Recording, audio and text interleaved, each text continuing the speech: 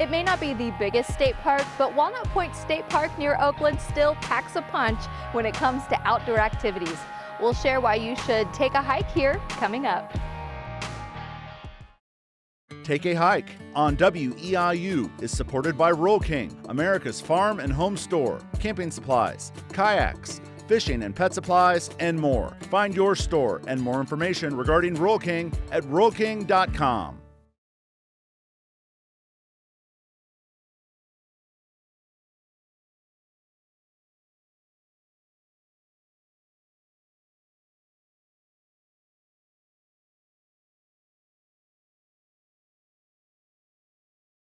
Hi, I'm WEIU's Lacey Spence. I've lived in Central Illinois my whole life, and if there's one thing I've learned, you don't have to go too far to find the beauty of the great outdoors. Come along with me as I visit a variety of parks and natural areas across Illinois, and share why you should take a hike to each episode's location. Adventure and fun await in Take a Hike, the mini-series. Thank you for joining us for this episode of Take a Hike. I'm your host, Lacey Spence, and we are kicking off season 2 with a familiar guest. We've got Tom Hintz here, who is site superintendent of Walnut Point State Park. Welcome back to our show. Thank you. Glad to be here. Of course. And you will remember that Tom was in season 1 at Lincoln Trail State Park. He wears many hats, and he is the site superintendent at both places. So today we are at Hickory Grove. Hickory Grove. All of the beautiful foliage out here. So if you could start, how did you end up over both parks? Well, it was part of the position.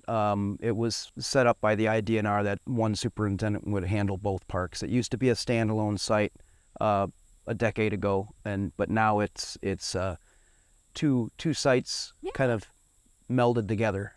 So it works good. A jack of all trades here. So as we are looking at Lincoln Trail State Park, which was featured in season 1, and then now Walnut Point State Park, are there any big differences that you notice? Well, Walnut Point is a little bit smaller, but it's a pretty little park. I mean, it's a beautiful park.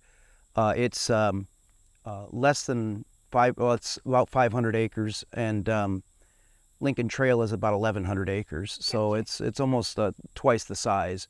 And Lincoln Trail has a larger campground, and it's got a larger restaurant and such. But this is a great little park for a family to come for the day and to come camping here, too. We're tiny but mighty. I was actually very excited to be coming to this location as I grew up in Oakland. Very fond of this location. Yeah, it's a beautiful park, and I think it was really well designed. I don't know who designed it, but it's the way they design the roads. You go to the other side. It's not a loop that goes around through the park. It kind of ends in the campground, but when you're out there, you think you're so far away from the entrance, but you've got you know, it's the way it's set up is they've really maximized the views here at the park, the way they set up the roads. It's kind of neat. Oh yeah, and when you're winding through, just how the trees tower over you. Even on the way to this interview, we saw a deer. So there's no shortage of wildlife at the park. Can you talk about it? Well, this is a great place for all kinds of different animals and such, birds and such. They like to, ducks and all kinds of different birds love to go and get into this lake here. You know, we see great blue herons here all the time, and sometimes in the very early spring, a common loon will come through, just like Lincoln Trail State Park, and it'll stay for a few days on its trip up north. But with the amount of woodland cover that we have here, there's a lot of really cool woodland birds, and you come out here in the wintertime and, you know, it could be 20 below zero, but you're going to have a great day bird watching because there's just birds everywhere here. It's really fantastic. The woodland environment here lends itself to all kinds of different woodpeckers, pileated woodpeckers, red-headed woodpeckers. So it's a pretty exciting place to come bird watching, in my opinion. Definitely. And we are actually sitting just feet from one of the docks here. Fishing is also pretty big, yes? Yes. We had a fish biologist who was an EIU grad that was here for decades, and he retired, and he really paid close attention to this lake and the bluegill population. So we have a very good bluegill population here, and we've got a new fisheries biologist that is really working on this lake as well. So they're doing a really good job with this lake as best as they can. So for folks who are coming to visit, can they only fish from the dock, or can they bring a boat? How does that They work? can bring a boat, but there's no gas motors. So you have to have an electric motor to go around, and it's a smaller lake. So it's probably best to have a just an electric motor here, or a lot of people like to fish off of kayaks in this lake, and that's a real nice quiet way, and then you can get into all the little nooks and crannies of the lake. The lake's got all kinds of little, what I call fingers, where you can kind of go on in and fish off the shore. So, And approximately, do you know how many acres the lake is itself? I think it's 46 acres. And there's, like you're talking with those fingers, there's a lot of opportunity for shoreline then. Mm-hmm. Yeah, it's Sounds beautiful. cool. It's a beautiful lake. Are you able to talk at all about the history of just how Walnut Point came to be? Well, there was a settlement kind of close to here, I think in Douglas County, that they called Walnut Point, and it was an early settlement, and just outside of Oakland, and that's where it got the name from. I've seen some historical black and white photos of where that settlement might have been, but I don't believe that settlement was here on the grounds at all. I think that settlement was far away from us. So. Gotcha. And so it's always nice when there's a little bit of history behind the place, because it helps you appreciate it even more. Mm-hmm. So we've talked a little bit about birding and fishing and boating, kayaking. Mm-hmm. But one thing we haven't hit on yet is there are some beautiful little trails out here. There are. Can you talk about, besides the one that we're saving for later, can you talk about the other trail options here? Well, we have a trail that goes out to what we call it the old observatory trail. There is a building back there, but it's not open, but you can go and walk around it, and that's the longest trail that we have. And we have the Whispering Pines Trail, and I have the trail map here. These are available in the office, and the trails here are through some of the nicest ecosystems that you're going to find in this part of the state. The springtime, I've never seen a park more lush with spring wildflowers than Walnut Point. And then a lot of the plants that are here throughout the summer too are just constantly flowering. So you can come out here even in November and still find New England asters and some of our prairies blooming. But the spring wildflowers are I think the best in the state at Walnut Point. And we have a lot of people that work really hard on this park to maintain that. Our heritage biologists over the years have done prescription burns here. I've participated in a bunch of them, and that gets rid of a lot of the non-native flora and just gets that native flora coming up. So with that, we get really cool butterflies and even more neat things coming from it. So it's cool. Well, if you'll remember from season 1, Tom is definitely the guy for flora if you've got any questions or anything like that.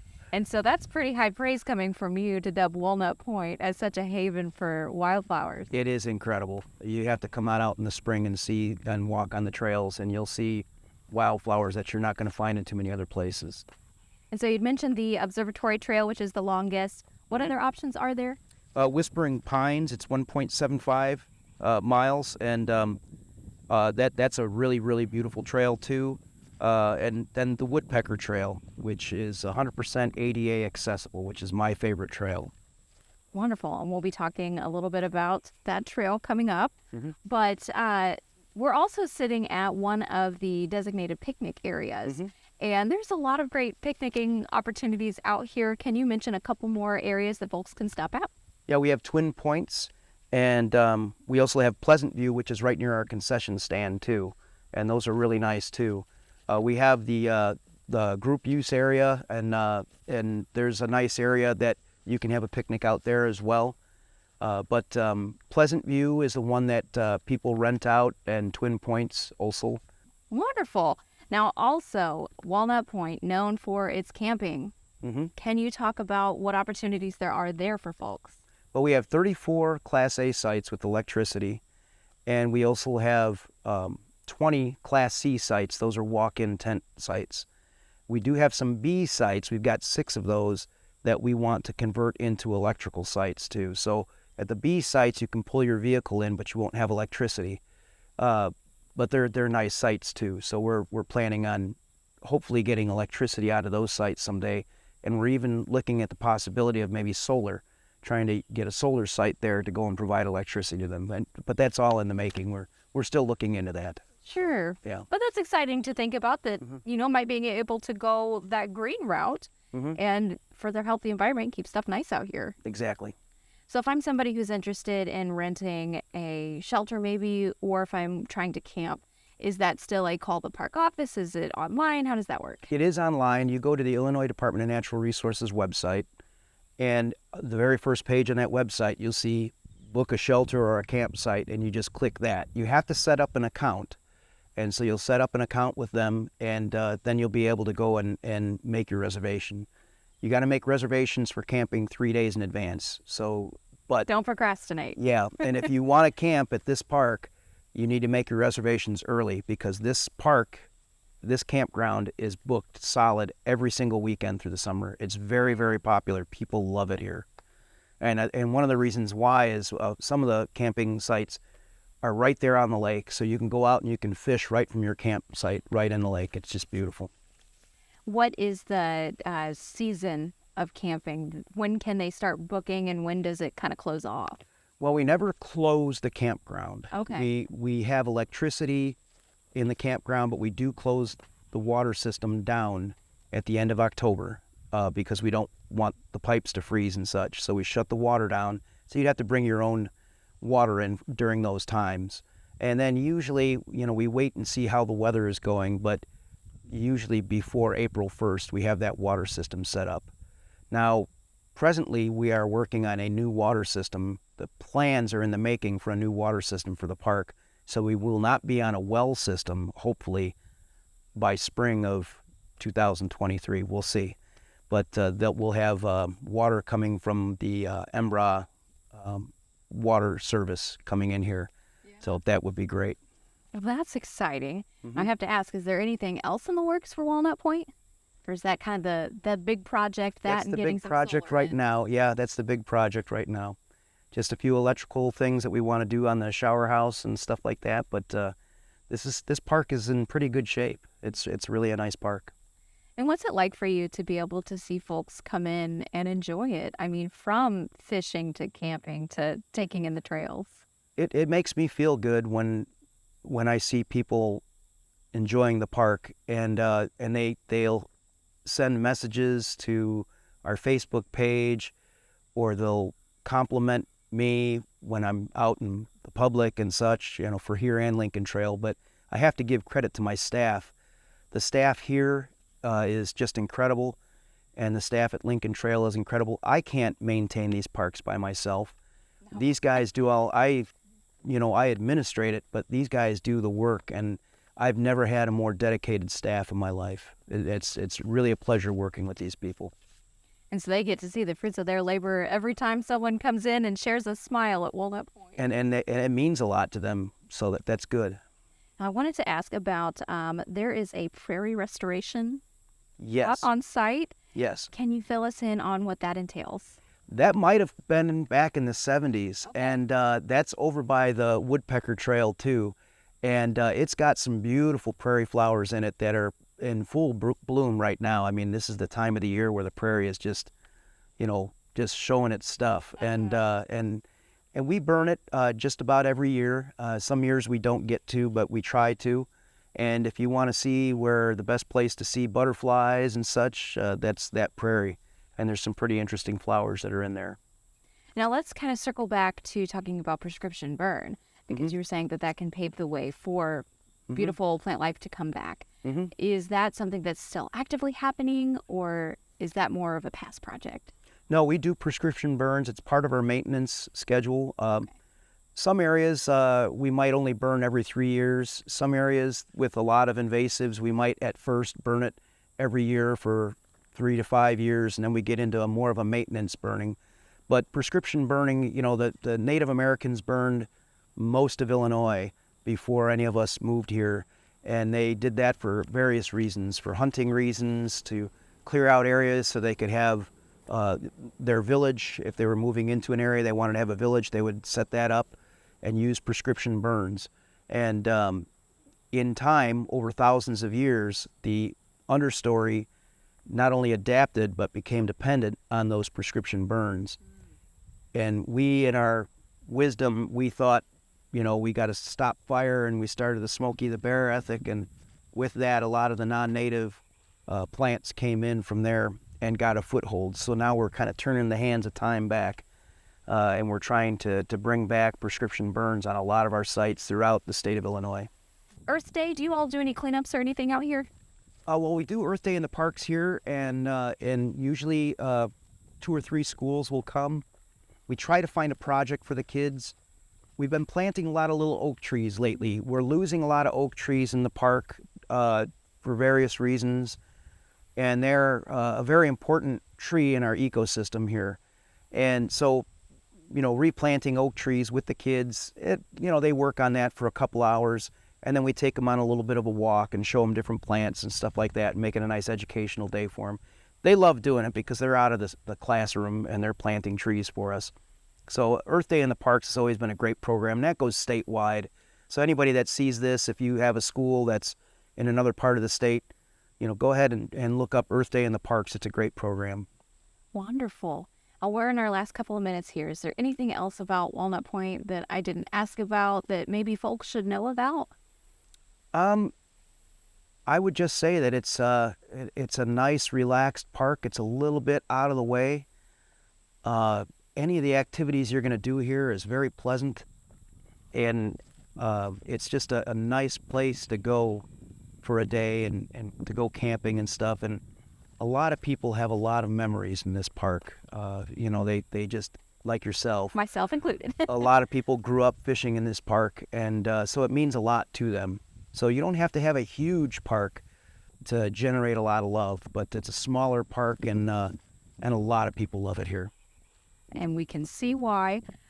In spring, summer, fall, and winter, there's a different look. So Exactly. you don't need to just come visit in summer or in spring when this airs. There's still plenty to see in fall and winter. Mm-hmm. Wonderful. Exactly.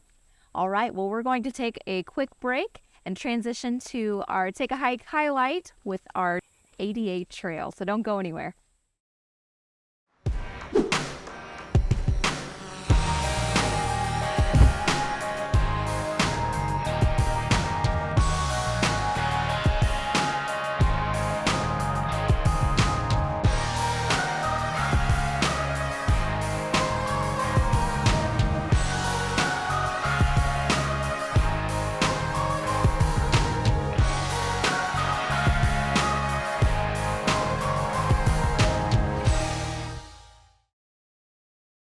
And we are back. We have switched locations at Walnut Point State Park. We are now at the Woodpecker Nature Trail, which is ADA accessible, which is fabulous. So Tom, you're going to give us a little demo, a little tour of our trail. Absolutely. So can you talk about the benefits? I mean, getting ADA accessibility out here is huge. It is, and actually, those of you that have a loved one that's in a wheelchair or with a walker and such, and that time to get out into a state park or a natural area is precious. It's time for those folks who want to get up and move around that can't, and you yourself, the caregiver, you can come on out here and walk this trail, and it's just beautiful for that. There's a nice picnic table there that is ADA accessible, and bathrooms are ADA accessible, so it's a really good trail for that, for folks that are confined maybe to a wheelchair or a walker. Because we want everyone in nature. Exactly, yes, and it's a great trail for that too. Perfect. Well, let's dive in just a little bit. You were saying that one of the other things that is great about this trail is the amount of foliage available to check out and look at. Yeah, this is a great trail. When you come here in the springtime, you'll see wildflowers growing up in the cracks of the sidewalks. But now this is the summer flora. Yeah. And right here we have Eupatorium rugosum. This is called the Joe Pye weed. And legend has it that the Joe Pye weed was a plant that cured an entire town of typhus fever back in New England a long time ago. It was named after a Native American named Joe Pye. And but one of the things I really like about it, now it's going to seed, but when it's actually blooming and flowering, there's lots of butterflies that love the nectar on this. And then there's one tiny little, I guess it's a butterfly-like bug. It's called the hobo muck skipper, and it'll fly around and around and around that flower. And it's got a, it's basically the most important plant to that little bug. Yeah. Well, and as you're talking about butterflies and things flying around, it's so important to keep our natural spaces healthy and wonderful so that our pollinators can get in and do their thing. Exactly. And we've got a lot of pollinators, and all these pollinator friendly plants out here. In the early spring, one of the most dominant little flowers that comes up here is called the spring beauty, Claytonia virginica. And they all bloom before all of the trees leaf out. And so at times you can look down at the ground and you just see literally probably tens of thousands of bees, and it sounds like the ground is buzzing. Wow. It's so cool. Yeah, it's a cool place for that. So we got to make sure we check that out in spring. Yeah, exactly. Yeah. By the time this comes out, it'll probably be in when all of the flowers are blooming out here, and you don't want to miss that. Yeah.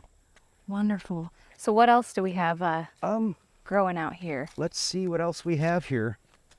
See, I told our viewers that if they need plant knowledge, you are the gentleman for the job, because you've got such a wide array. Yeah, studying plants my whole life. I just I love it, and I want to keep doing that once I retire too.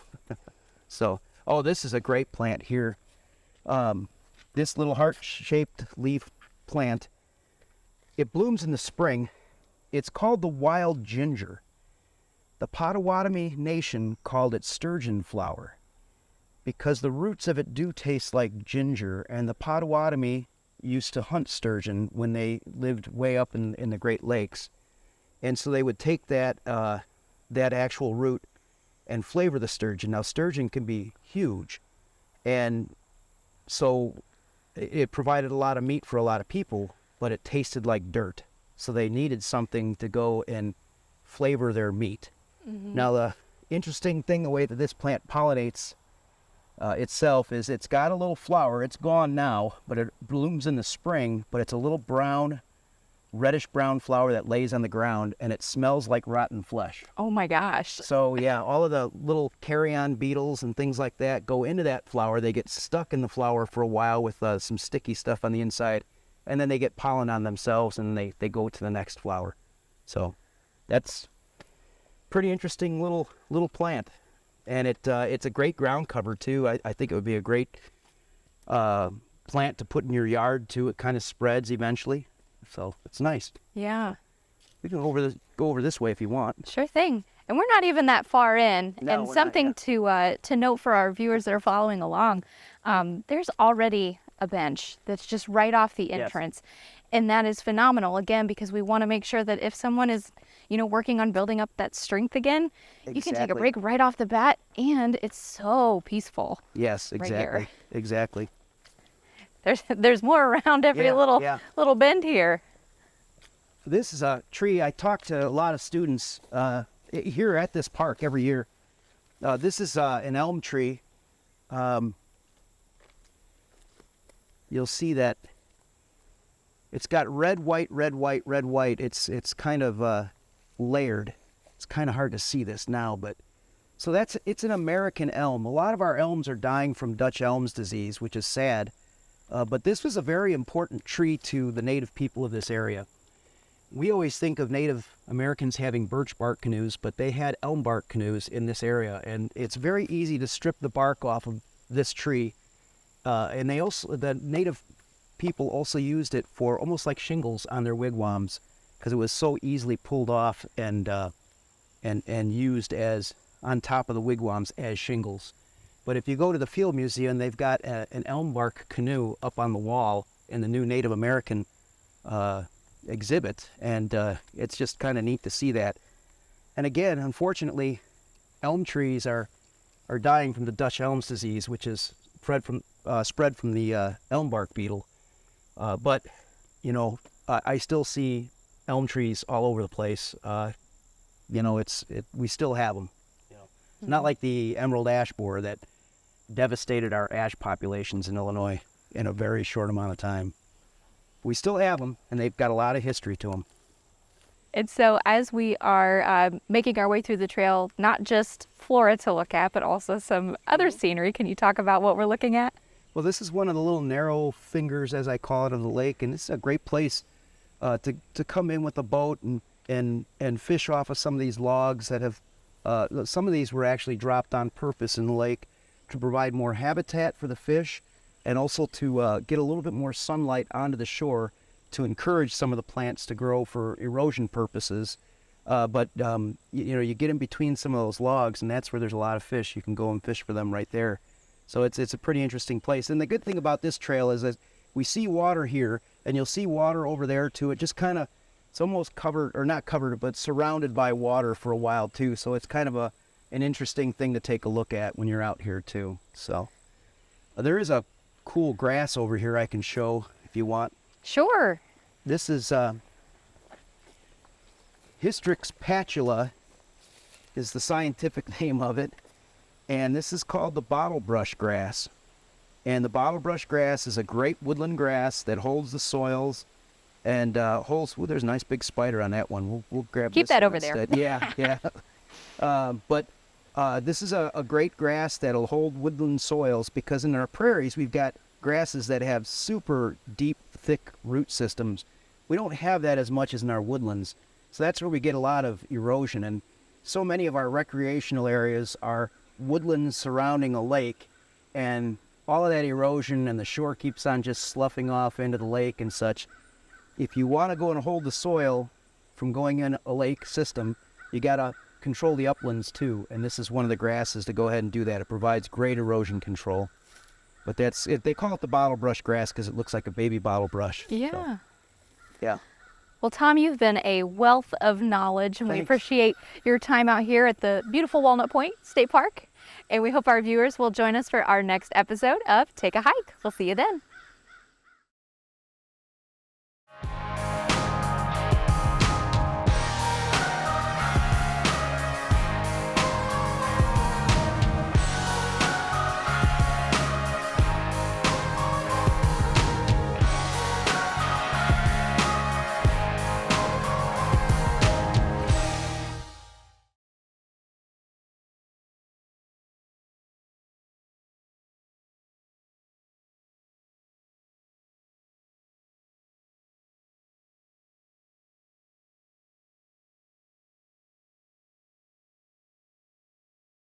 Take a Hike on WEIU is supported by Roll King, America's farm and home store, camping supplies, kayaks, fishing and pet supplies, and more. Find your store and more information regarding Roll King at rollking.com.